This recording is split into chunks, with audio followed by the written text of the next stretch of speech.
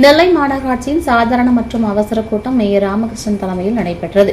துணை mayor KR Raju, commissioner Monica Rana ஆகியோர் முன்னிலை வகித்தனர். இந்த கூட்டத்தில் நெல்லை மாநகராட்சி 2026-27 ஆண்டுக்கான உத்தேச வரவு செலவு மதிப்பீடுகளை மேயர் ராமகிருஷ்ணன் தாக்கல் செய்தார். இந்த கூட்டத்தில் மண்டல தலைவர்கள், மாமன்ற உறுப்பினர்கள், மாநகராட்சி அதிகாரிகள் உட்பட பலரும் கலந்து கொண்டனர்.